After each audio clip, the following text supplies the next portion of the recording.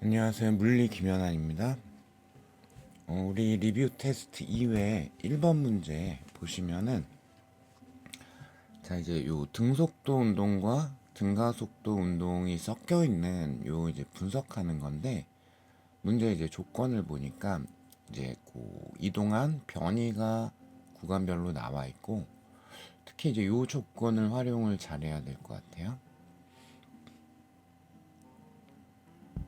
0에서 S까지와 S에서 3S까지 요 두 구간의 운동 시간은 같다. 자, 그럼 0에서 S까지 운동 시간과 그리고 S에서 3S까지의 운동 시간은 같다. 자, 그러면 여기서 이제 우리가 직관적으로 알 수 있는 사실이 뭐냐면 바로 평균 속도에 대한 부분이죠.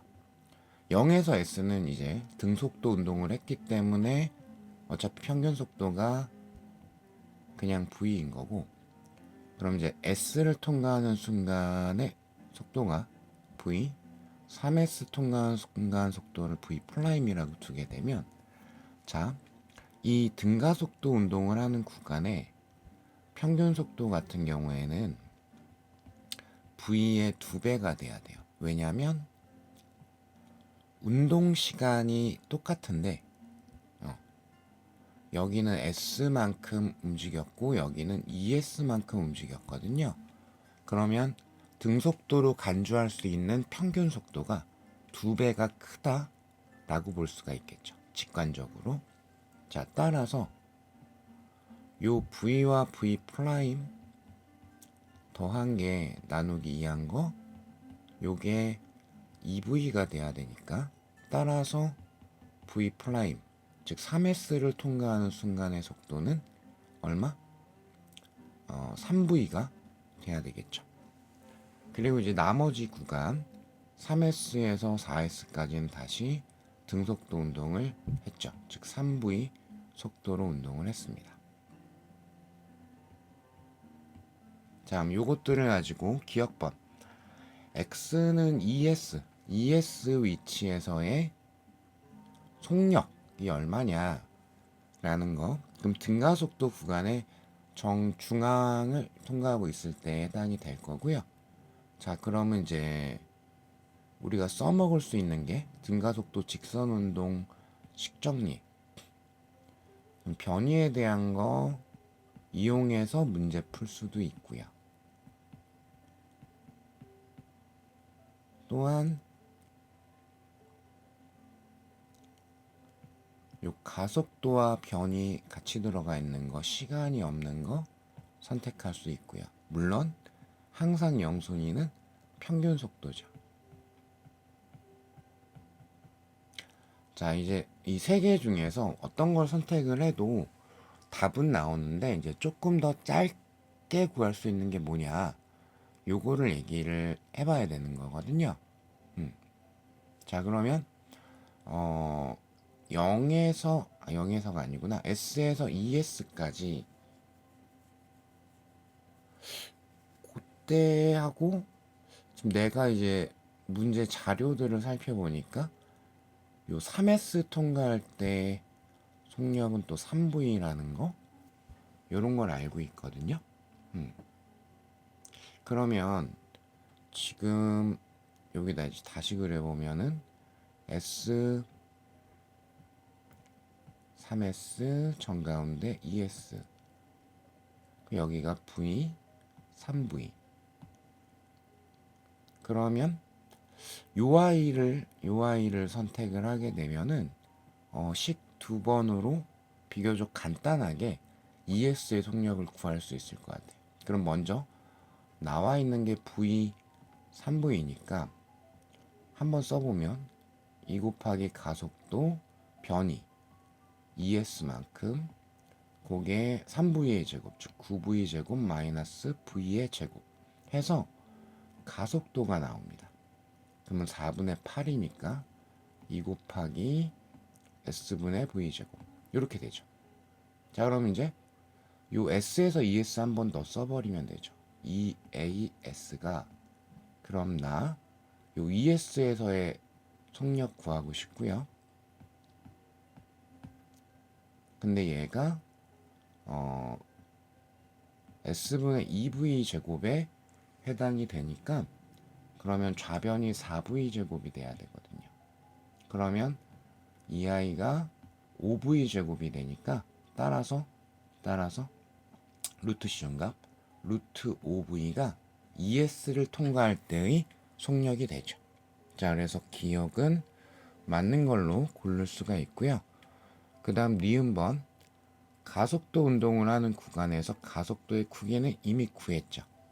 그러니까 니은 기억은 같이 간다라고 볼 수 있겠네요. S분의 2V 제곱입니다. 자, 마무리 틱은 3S에서 4S 구간에서 운동 시간은 얼마냐? 자, 그러면 이미 3S에서의 속력을 알고 있죠. 3V입니다. 그쵸? 그러면 이 구간이 등속도 운동을 하는 구간이기 때문에 3V의 일정한 속력으로 얼만큼? S만큼을 운동을 한 거예요. 그러니까 당연히 운동 시간은 3V분의 S다. 해서 D귿까지 이렇게 깔끔하게 골라주실 수가 있겠죠. 그래서 정답 기억 D귿 골라주셔야 되겠고요.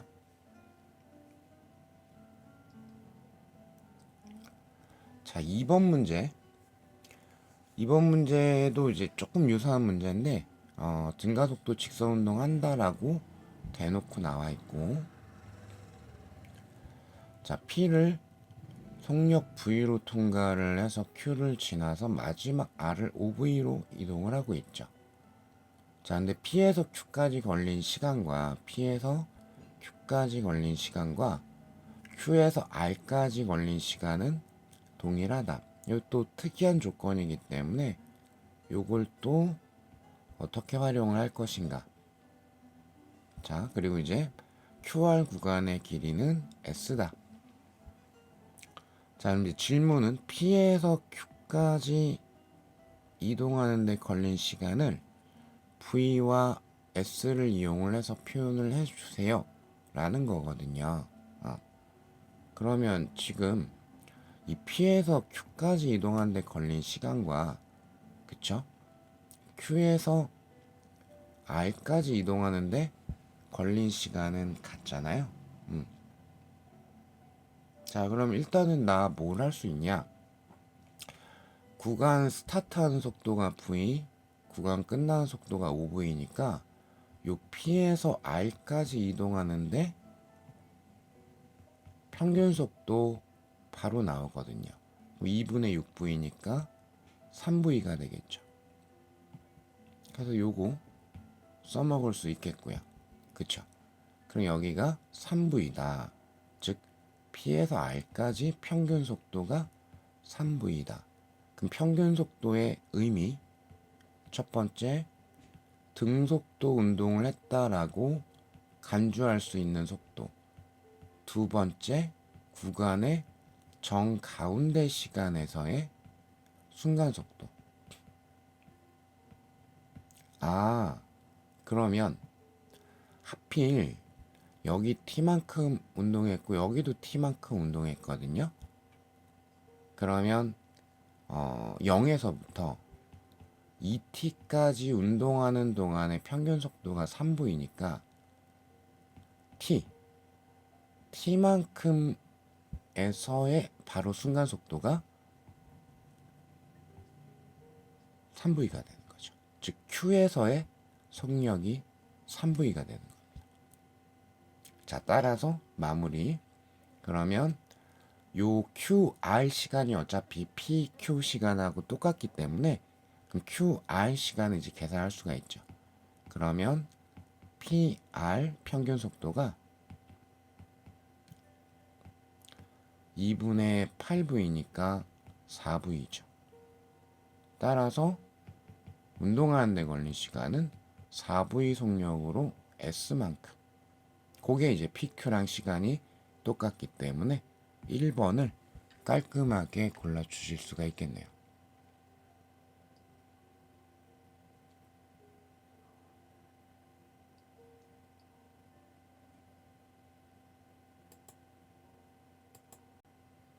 그리고 이제 해설지는 그 PQ의 길이도 한번 보는 것도 의미가 있을 것 같아서 PQ 길이도 그 이제 운동 시간 똑같고 평균 속도의 크기의 비가 결국엔 PQ하고 QR 사이의 거리의 비가 될 거기 때문에 그거 이용해서 한번 거리 구하는 것도 표현을 해봤습니다.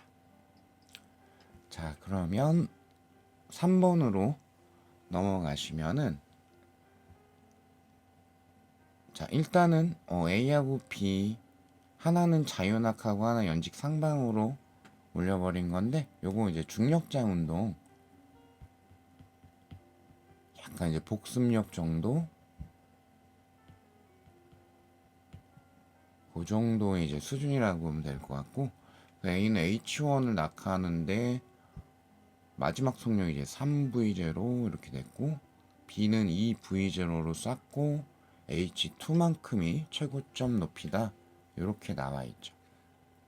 자, 그리고 낙하하는 시간을 이제 T1, B가 최고점 가는데 걸린 시간을 T2 해서 요 시간은 우리 정리했던 거 최고점에서부터 떨어지거나 최고점까지 가는데 걸리는 시간 각각 그렇게 되기 때문에 그쵸. 요거는 이제 바로 H1, H2는 이제 B를 또 구해야 되니까 하필 3V0하고 2V0 그러니까 출발할 때 연직 방향 속력 내진 도착할 때 연직 방향 속력 요건데 여기가 요 자리가 하필 3대 2죠. 그래서 T1과 T2의 B는 3대 2로 깔끔하게 떨어지죠.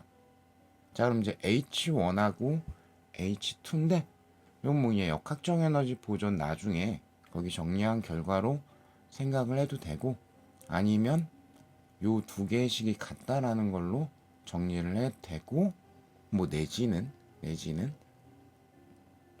그 등가속도 식정리 중에 하나인 EI로 계산을 해도 되고 그래서 3V0라는 게 루트 2GH1이고 2V0라는 게 루트 2GH2가 되겠죠.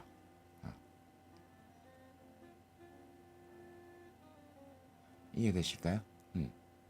그러면 나는 H1과 H2의 B를 구하고 싶은 거니까 그러니까 해설지는 다시 한번 평균 속도 활용하는 걸 보여드리려고 평균 속도를 한번 해버린 거고 뭐 이 정리를 그대로 사용해도 결론 똑같습니다.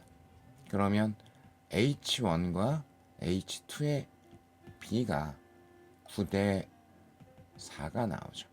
그럼 이제 질문은 T2 곱하기 H2 분의 T1 곱하기 H1이니까 B를 알고 있으니까 기호는 생략해버려도 되겠네요. 그쵸?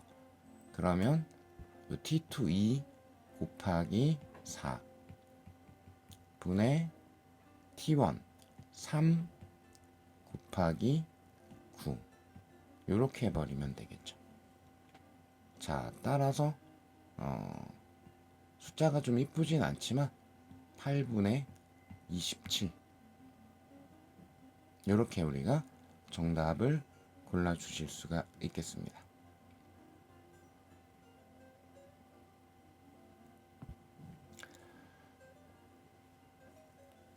자, 4번이 이게 좀 어려운데요.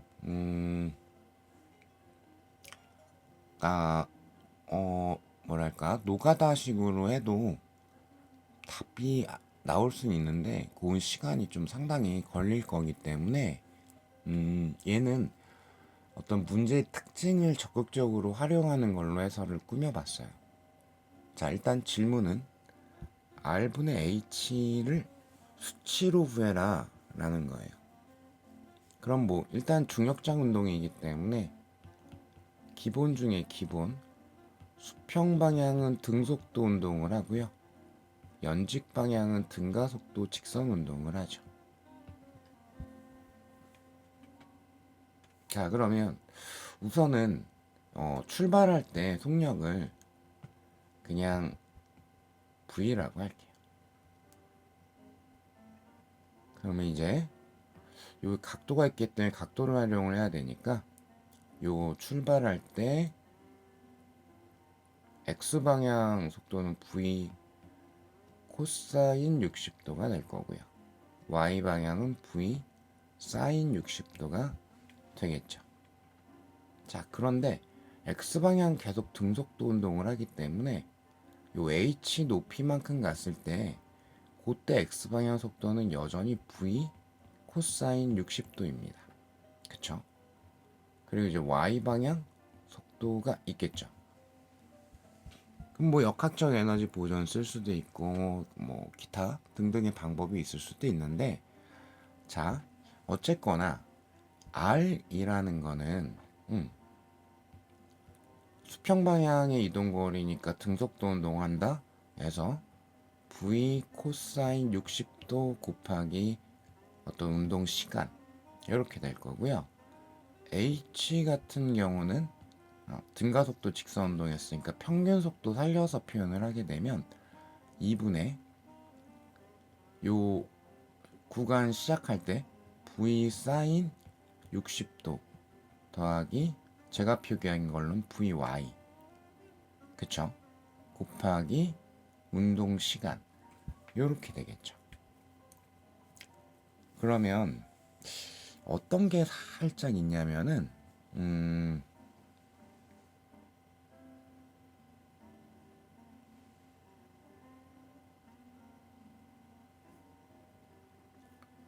자, 요 VY라는 부분을 한번 볼까요? 즉, 요 H 높이 도착했을 때 해당하는 속도인데, 그때 X방향 속도가 V, 제가 표시한 걸로는 코사인 60도고요. 그리고 요게 도달했을 때의 속도가 될 거고, 여기가 30도죠.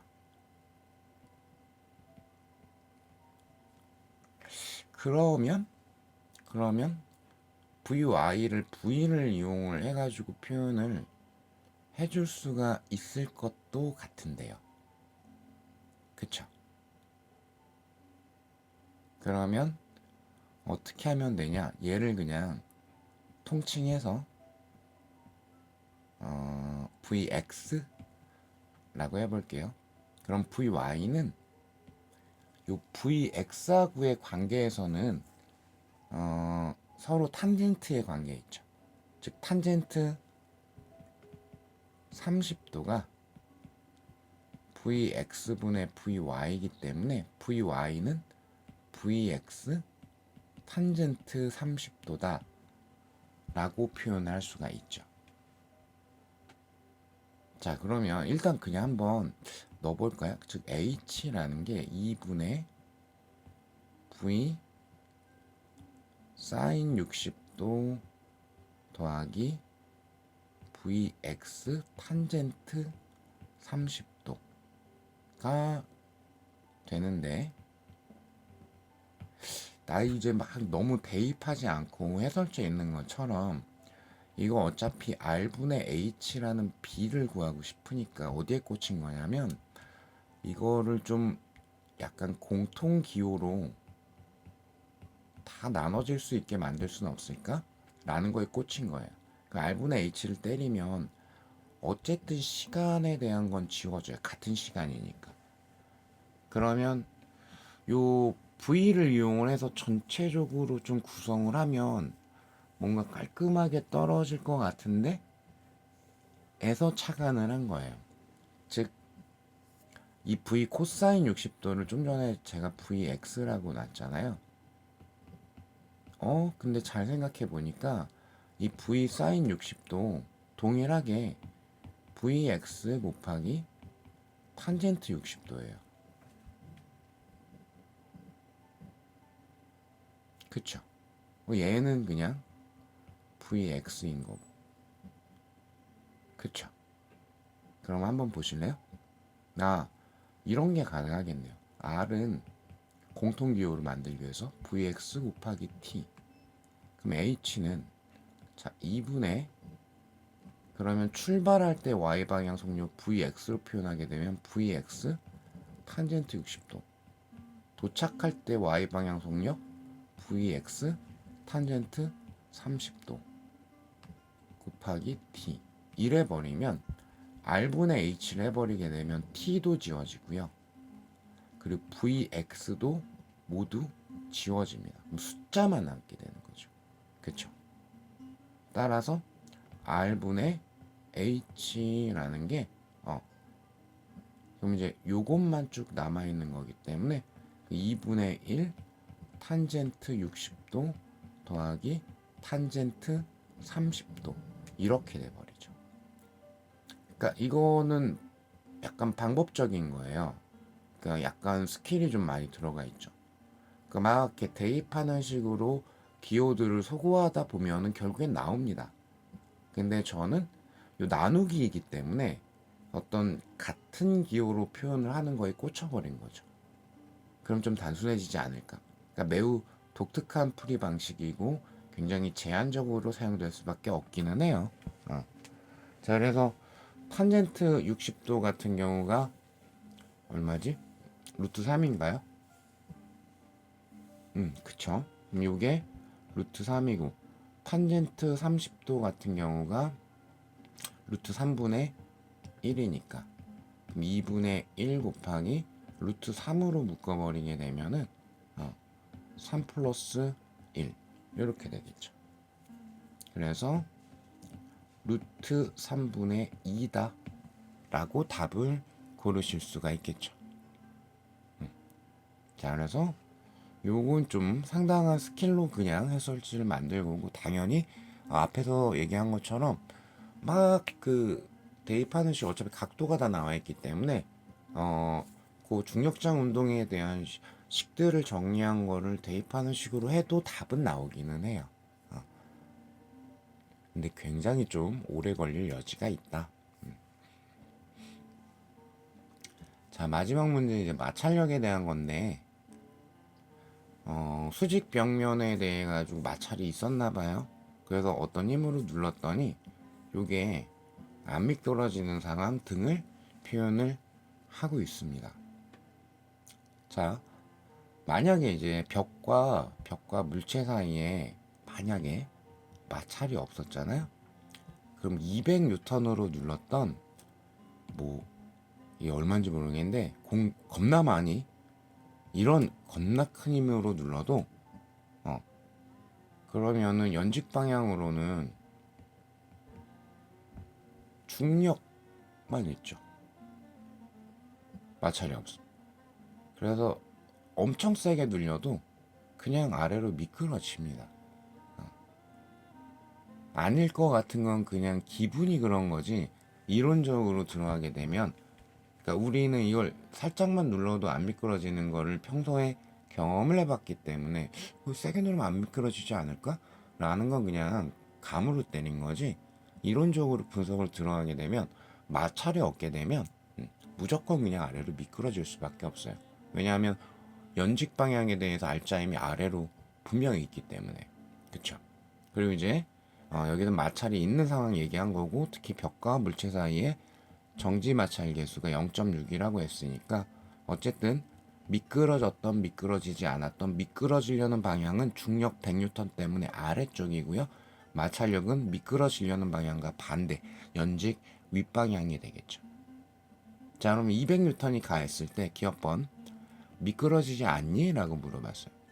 그러면 여긴 뭘 물어보는 거냐면 언제 미끄러지기 시작을 하냐면 최대 정지 마찰력 이상의 힘을 가했을 때 미끄러지게 되는 거죠.